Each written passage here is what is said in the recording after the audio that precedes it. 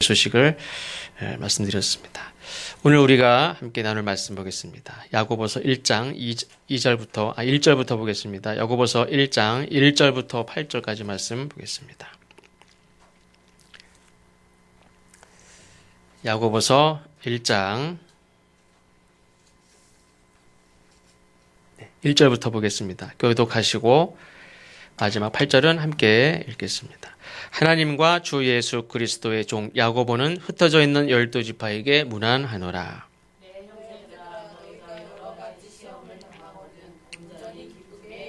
이는 너희 믿음의 시련이 인내를 만들어내는 줄 너희가 알미라.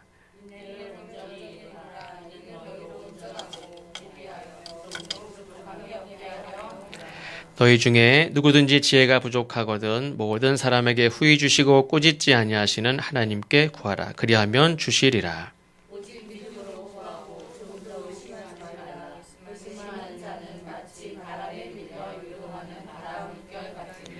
이런 사람은 무엇이든지 주께 얻기를 생각하지 말라.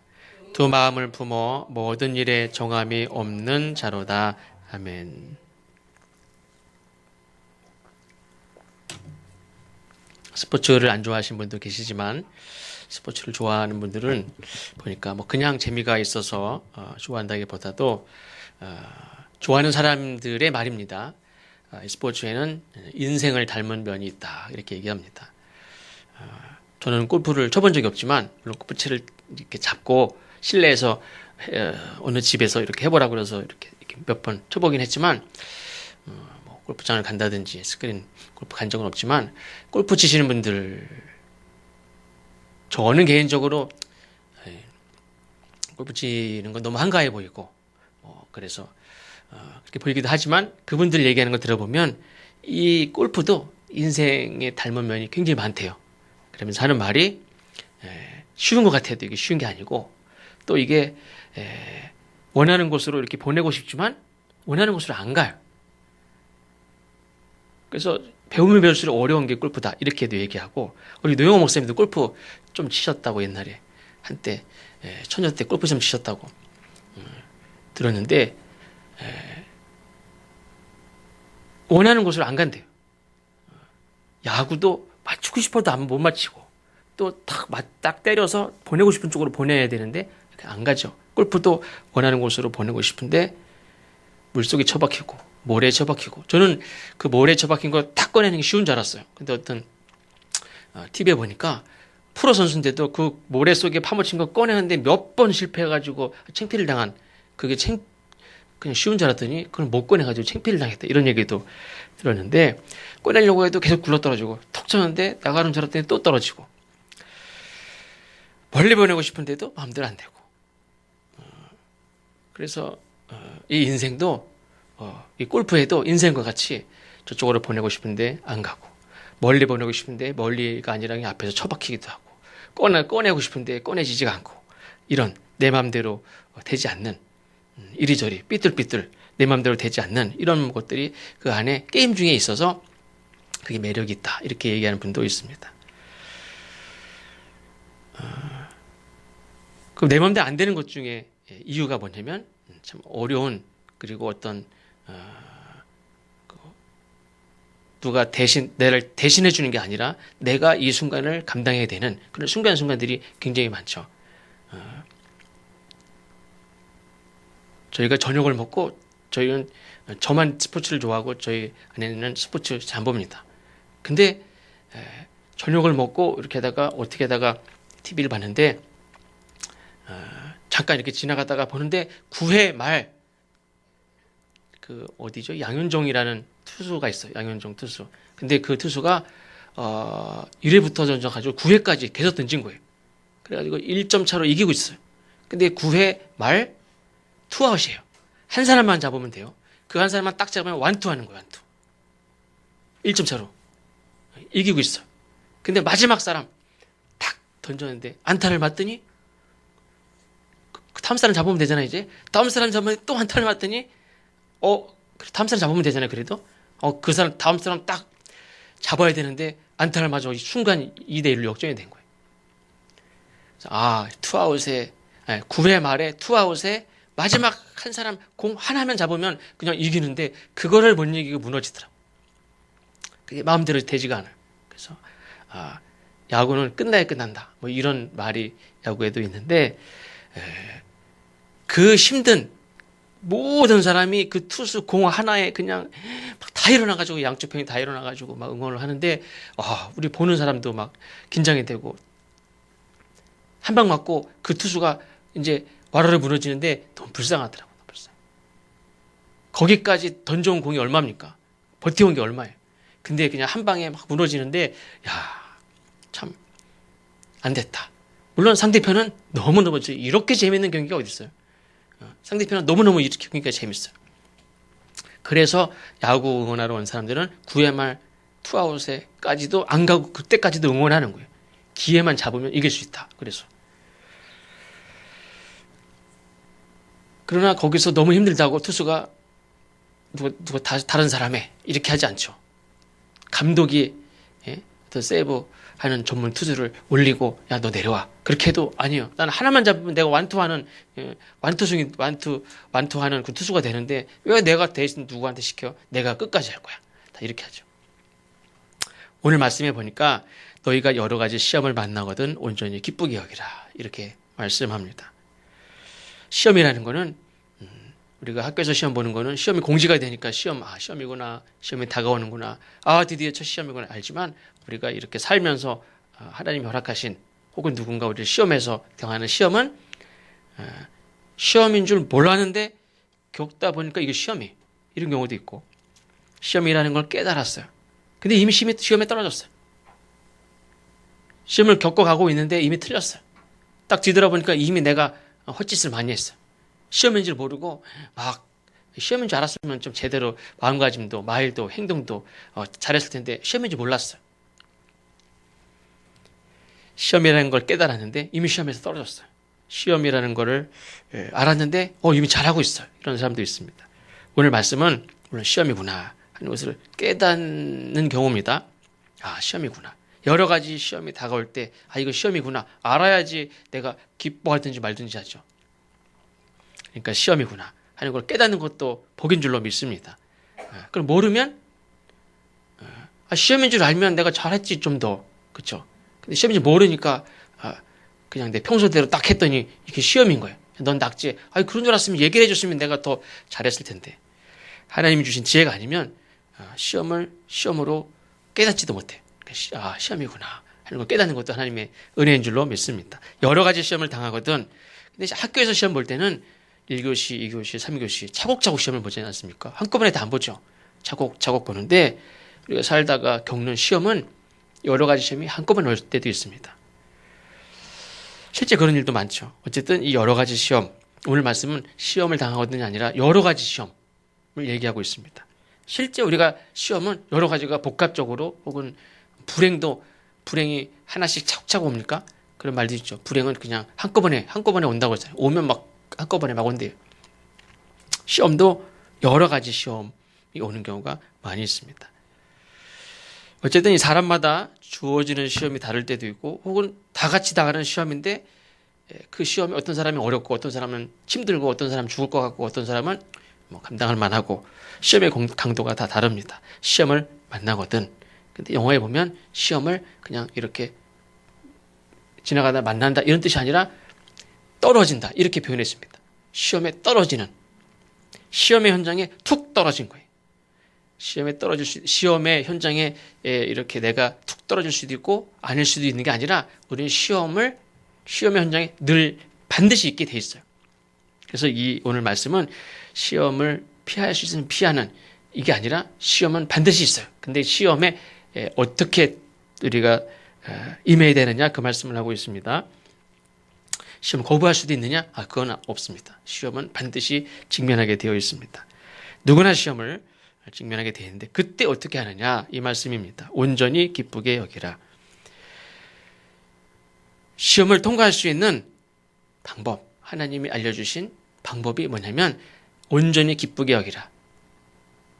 이렇게 말씀하신 데는 그럴 만한 이유가 있기 때문에 그렇습니다. 시험이 주는 유익이 있기 때문에 시험이구나라는 사실을 하나님 주신 지혜로 깨닫고 또 특별히 여러 가지 시험을 당할 때 두려워하지 않고 여러 가지 시험으로 인해서 여러 가지 손해를 보거나 여러 가지 상처를 입거나 여러 가지 고통을 당하고 여러 가지가 파괴되는 게 아니라 여러 가지 유익이 있다는 것을 알으라. 그런 말이죠.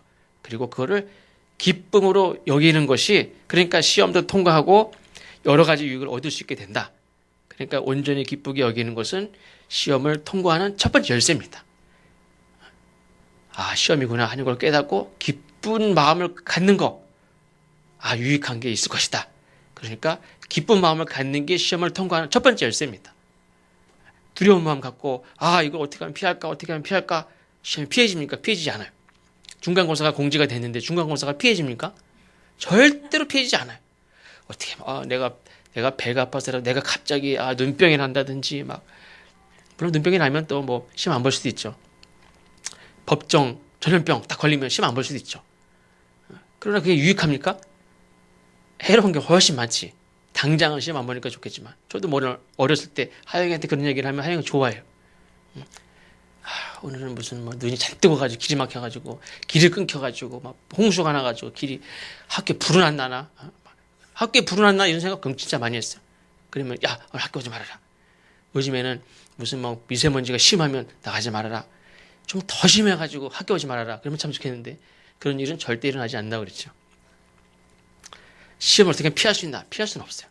여기서는 시험을 피할 수 있는 거를 말하는 게 아니라 시험이 반드시 닥칩니다. 그때 어떻게 되느냐? 유익이 있을 것을 알고 기뻐하는 것. 그것이 시험을 통과하는 첫 번째 키입니다. 오늘 말씀에 제가 2절부터 8절까지라고 했는데 1절을 읽은 이유는 1절에 보니까 하나님과 주 예수 그리스도의 종 야고보는 이 말씀을 누구에게 지금 하는 말씀입니까? 흩어져 있는 12지파에게 보낸 말씀입니다. 그 당시 하나님의 백성들은 많은 하나님의 백성들이 흩어져 있었어요. 흩어져 있다는 건 지금 힘든 상황이 흩어지고 싶어서 흩어진 게 아니에요. 어려움 때문에, 고난 때문에, 핍박 때문에, 뭐 가뭄 때문에, 많은 어려움 때문에 어쩔 수 없이 흩어진 거예요. 가족끼리 흩어진 사람도 있어요. 집을 놔두고 이렇게 막 울면서 나온 사람도 있어요. 내 집이 아닌 곳에서 오늘 겨우겨우 사는 사람도 있어요. 그 당시 흩어진 백성들, 이 백성들이 매일매일 겪는 시험이 하나가 아니에요. 오늘도 여러 가지 시험을 만나면서 살고 있어요. 이 유대인들에게 그래서 유대인들을 가리켜서 디아스포라라 이렇게 말을 하죠. 흩어져 있는 백성들이 그냥 모여져 있는 사람들에게 하는 말씀이 아니에요. 다 흩어져 있는 백성들에게 이 말씀을 야고보가 전하고 있습니다. 그런데 한편으로는 하나님께서 이렇게 흩으신 것도 있죠. 핍박과 고난 가운데서 이렇게 흩어지게 복음을 가진 자를 흩으시게 민들레 씨가 바람에 다 흩어지게 바람으로 흩어버리지 않습니까? 하나님이 흩은 그런 의도적인 그런 의미도 물론 있는데 어쨌든 그게 흩어져 있는 백성들이 내 집에서 친척끼리 모여서 내가 땅을 사고 여기서 밭을 일구면서 안정되게 살면 참 좋죠. 근데 하나님이 흩으셨어요. 흩어져 있는 그런 삶은 너무너무 힘들어요.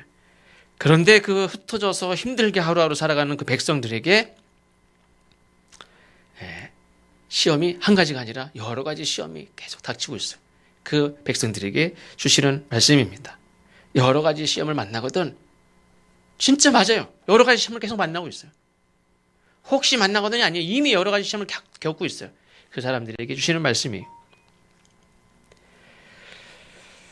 오늘 야고보서 1장 이렇게 흩어져 있는 백성들에게 무난하노라 이렇게 말씀하는데 베드로전서 1장 1절도 보면 이렇게 말합니다. 잠깐 제가 읽어볼까요?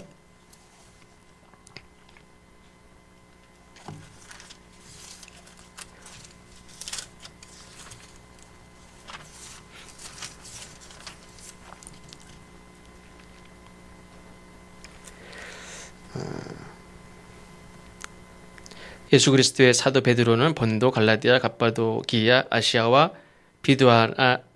비두니아에 흩어진 나그네 이렇게 해서 말합니다. 지금 베드로전서의 이 편지의 내용이 전해지는 곳은 그냥 어느 교회 한 곳, 어느 누구 가정 한 사람이 아니고 예배당에 와 있는 이 사람에게 얘기하는 게 아니에요. 유대 본도에도 있고 갈라디아에도 있고 갑바도기아도 있고 아시아의 여러 곳에 흩어진 비두니아에 흩어진 많은 내 집에 안주하고 여기서 대대로 살아가는 사람이 아니라 나그네 같이 오늘은 어디로 가나 오늘은 어디에서 사나 어떻게 사나 이렇게 흩어져서 사는 사람들에게 보낸 말씀이에요. 그래서 6절에 보면 베드로전서 1장 6절에 보면 그러므로 너희가 이제 여러 가지 시험으로 말미암아 잠깐 근심하게 되지 않을 수 없으나 오히려 크게 기뻐하는도다. 그러면 7절에 보면 너희의 믿음의 확실함은 불로 연단하여도 없어질 금보다 더 귀하여 예수 그리스도께서 나타나실 때에 칭찬과 영광과 존귀를 얻게 할 것이니라. 왜 시험을 허용하시느냐? 시험을 통과할 때 불을 통과한 금이 순금이 이렇게 되어나듯이 근데 그 불은 또 너무 이 금은 불로 하면 없어져요. 그런 금보다 더 귀한 예수님께서 오실 때에 예수님을 뵐 때에 칭찬과 존귀와 영광을 얻게 하려고 시험을 주신다는 거예요. 그러니까 그 유익이 지금 힘든 거에 비하면 비교할 수가 없죠. 그러니까 그 유익을 생각하고 온전히 기쁘게 여기면 시험도 감당할 수 있을 뿐만 아니라 정말 귀한 것을 얻을 수 있다. 그런 말입니다. 두 번째는 시험은 인내의 사람이 되게 합니다. 믿음의 사람이 되기도 하지만 인내의 사람이 되게 한다. 시험이 오면 사람들이 제일 먼저 뭘 할까? 아, 시험이구나. 깨달으면 그 다음에 그래도 마음이, 생각이, 태도가, 자세가 달라지지만 이게 시험이라고 여기 하나님 주신 시험이구나. 기쁘게 여겨야 되겠다 하는 그런 생각 갖기 전에 시험이 딱 닥칠 때 보통 사람들이 제일 먼저 뭘 할까? 제일 먼저 뭘 할까요? 예수 믿는 사람은 기도하겠죠. 근데 기도하는 것보다 보통 사람들은 오늘 성경 말씀 찾아보자. 오늘 내게 주시는 말씀을 붙들고 내가 시험을 이겨야지. 이렇게 하면 좋겠는데 의외로 많은 사람들이 그렇지 않고 대부분의 사람들은 그냥 참습니다.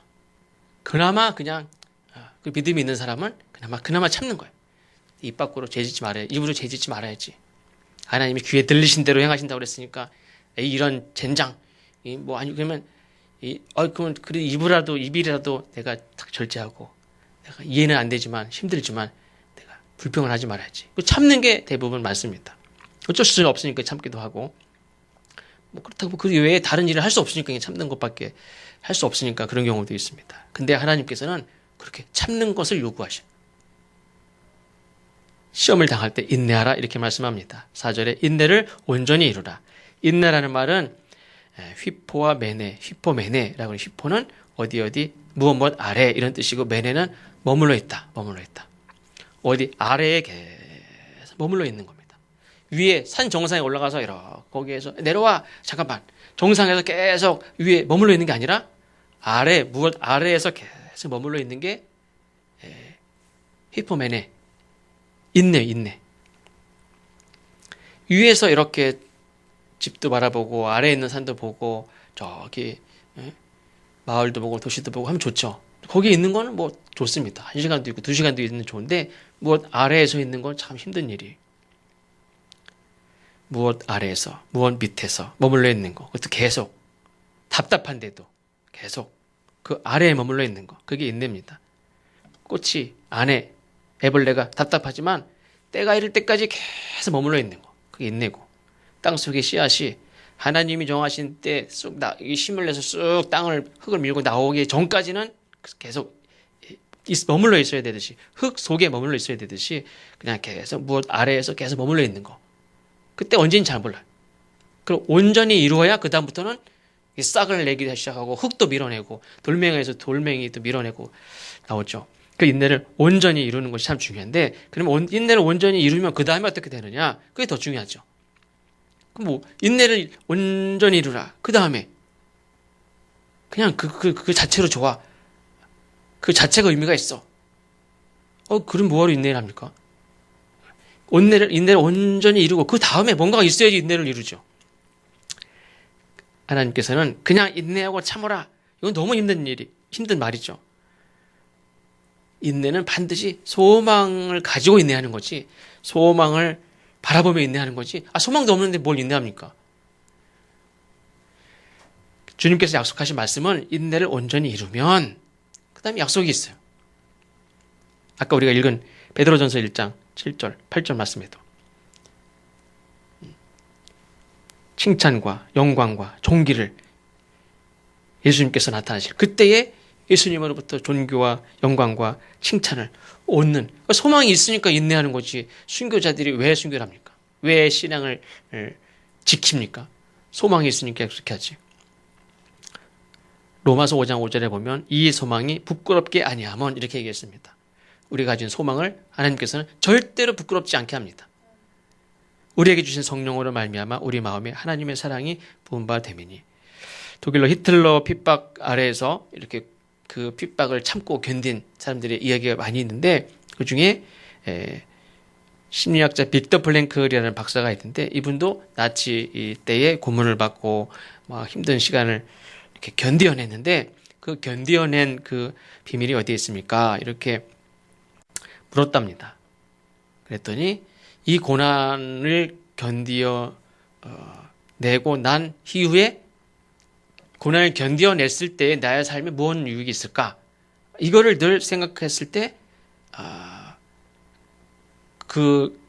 하나님이 내게 주실 신앙을 지킨 자에게 주시는 하나님의 상급, 하나님의 위로 이런 것을 그걸 믿었기 때문에 그걸 견뎌낼 수 있었지.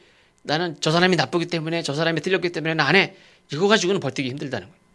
내가 이 삶을 견뎌냈을 때에 무슨 의미가 있고 하나님 내게 주실 위로와 칭찬과 격려와 상급 이게 믿어졌기 때문에 이걸 견뎠다는 거예요. 그걸 묵상하면서 견뎠다는 거예요. 세 번째, 시험이 주는 세 번째 위기가 있는데 그것은 우리를 지혜의 사람이 되게 하는 것입니다. 아까 말씀드린 대로 시험을 앞에 놓고 시험이 이렇게 직면했습니다. 시험이 이제 다가왔습니다. 그때 우리는 어떤 기도를 해야 될까? 하나님, 전 시험 못 봅니다.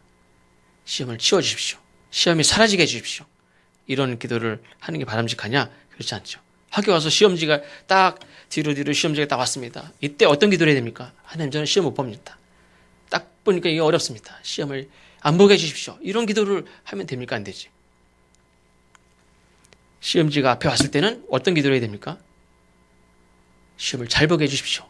이렇게 해야지 이 시험지가 제가 눈을 떴을 때는 이 시험지가 없게 해주십시오. 이게 말도 안 되죠. 저 시험 안 보게 해주세요. 이 순간에 지진이 나가지고 다 나가! 이런 일이 없죠. 시험을 안 보게 해달라고 기도하는 게 아니라 지혜를 주십시오. 이 기도를 하는 게 마땅한 기도라는 거예요. 시험 안 치르게 해주십시오가 아니라 시험을 잘 치르게 해주십시오. 저에게 지혜를 주십시오. 시험을 잘 통과하게 해주십시오. 물론 제가 공부 안 한 거 죄송합니다. 근데 제게 지혜를 주십시오. 시험을 잘 치르게 해주십시오. 근데 지혜를 달라고 하는 거는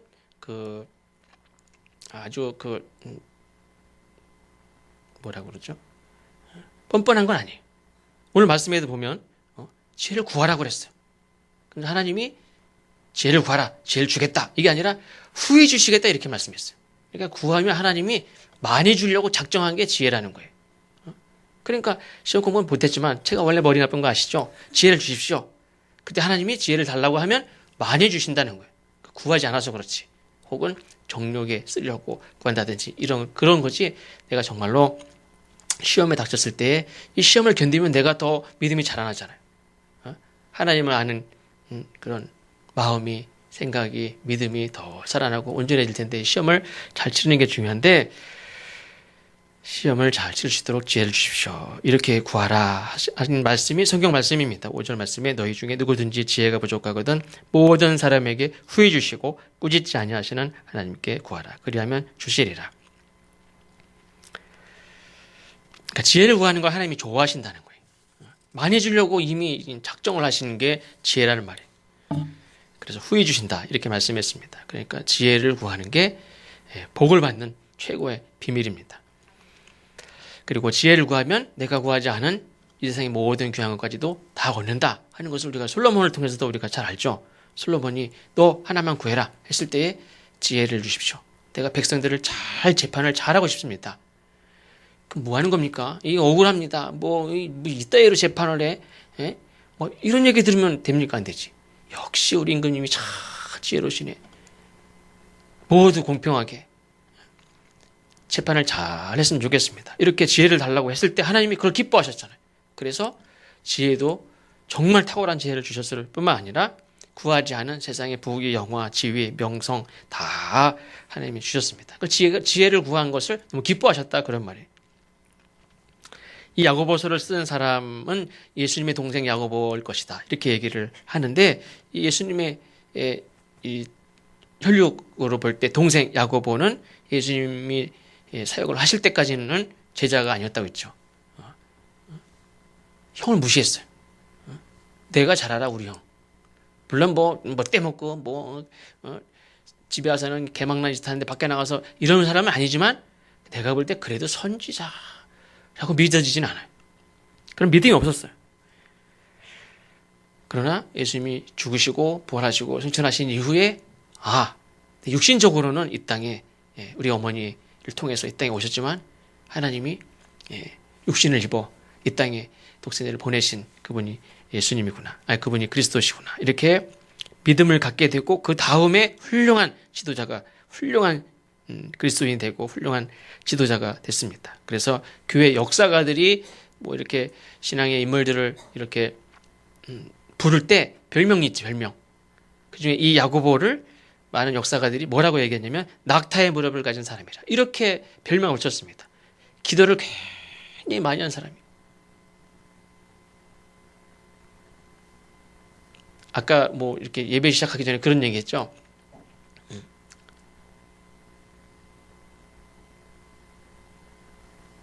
어떤 제 친구 목사가 새벽 4시까지 독일어 중간고사 A 뿌리고 독일을 잘했어요. 고등학교 때도 제 공부 잘했고 학교 들을 때 장학금생에 들어왔고 독일어도 잘했어요. 히브리어도 거의 다 A 뿌리.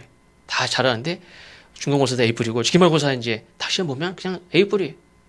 근데 새벽 4시까지 공부하고 시험을 9시에 시험 치르는데 이 친구가 안 왔어요. 10분 때도 안 하고 20분 때도 안 왔어요. 끝나고 나서 야, 너 왜 안 왔냐? 잠들어가지고 못 왔어요. 그래서 F 맞췄어요. F. 그랬더니 새벽 4시까지 새벽 4시까지. 근데 이명근 집사님이 그랬어요. 딱 책을 피고 공부하다가 보니까 4시네? 공부하다 보니까 그냥 책 피고 하다 보니까 4시가 된 거지. 4시까지는 해야 되는데 해서 힘들게 아니 그런 게 아니다. 그런 이제 얘기를 하다가 어떤 사람은 기도하자. 하나님. 새벽 4시네?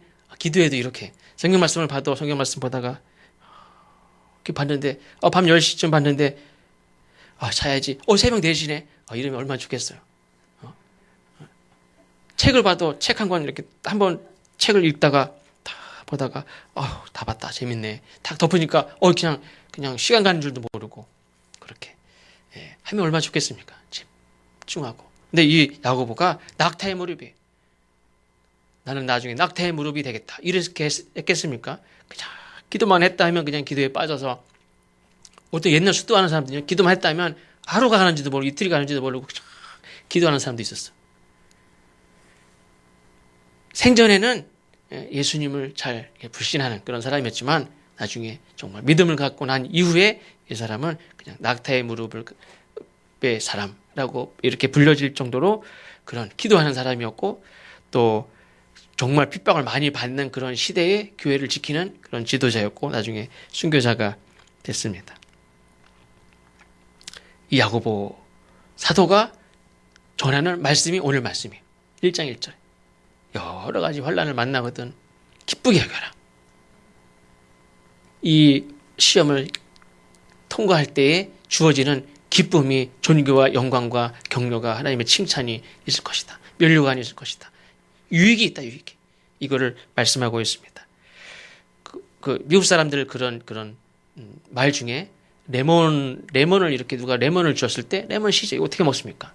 레몬을 그냥 쓰고 쉬고 그때 레모네이드를 만들어서 먹으면 된다. 이렇게 그런 말도 있듯이 우리가 힘들 때 어려운 시험을 그냥 버려야 될 게 아니라 반드시 유익이 있다는 것을 기억하고 야고보 사도는 기도함으로 기도의 삶을 통해서 하나님이 지혜를 주시고 또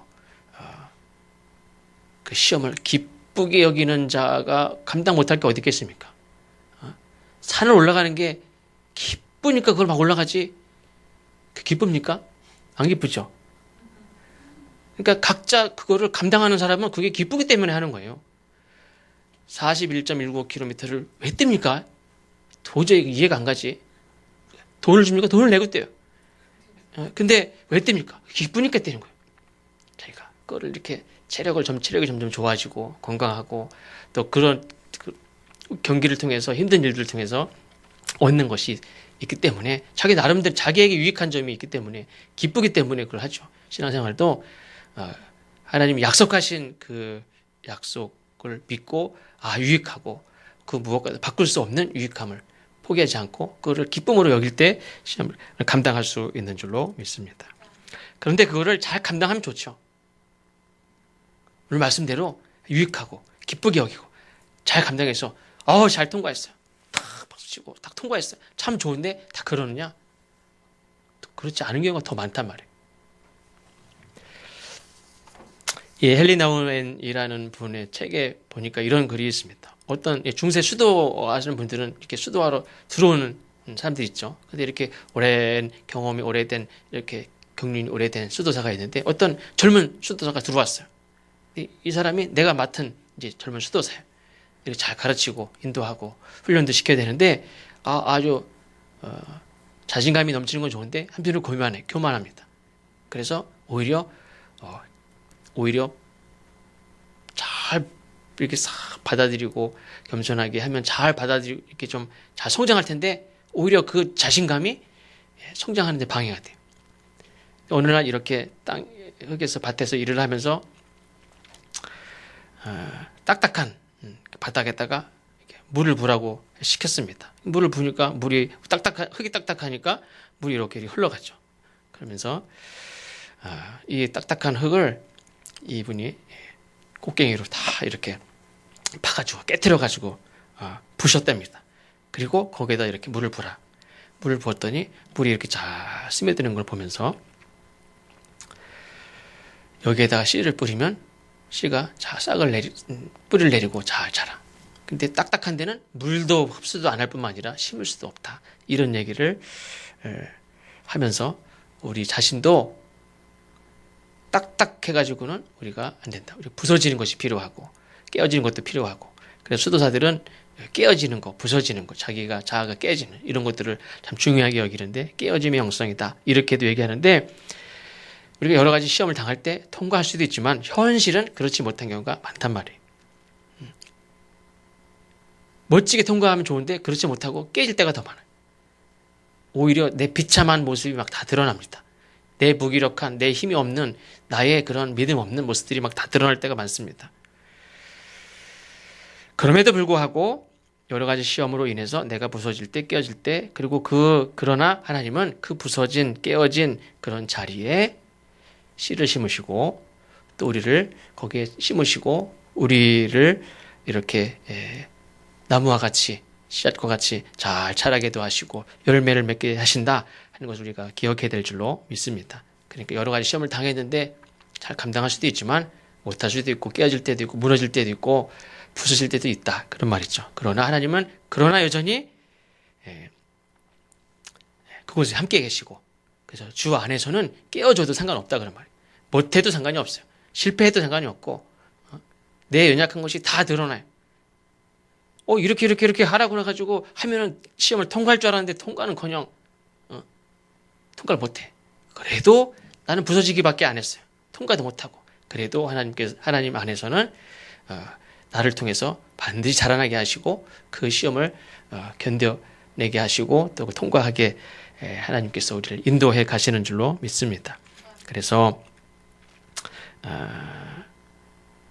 우리가 기쁘게 여기는 것은 유익함이 있기 때문에 기뻐하는 것도 있지만 실패해도 하나님이 계시고 무너져도 내 연약함이 다 드러내도 도전했는데 와장창 못해도 여전히 예수님께서 우리에게 지혜를 또 주시고 기회를 주시고 또 힘을 주시고 그래서 걔 후원해 주시고 세상에서는 실력이 있고 젊고 그래야 시청에서도 후원하고 국가대표로도 후원하고 어느 기업에서도 후원하지. 능력도 없는데 누가 후원합니까? 다 내 돈으로 해야지. 근데 예수님께서는 우리가 내가 봐도 나는 가능성이 없어. 아무리 나 훈련시켜도 안 될 것 같아. 그래도 예수님은 영원한 우리의 후원자가 되시는 줄로 믿습니다. 그래서 나중에 이렇게 세상에서는 자기네 기업의 마크를 다 드러내지만 우리는 그리스도인으로서 하나님의 자녀로 백성으로 후원자 되시는 예수님 영광을 드러내는 우리 모두가 될 줄로 믿습니다. 기도하겠습니다. 하나님, 오늘도 우리가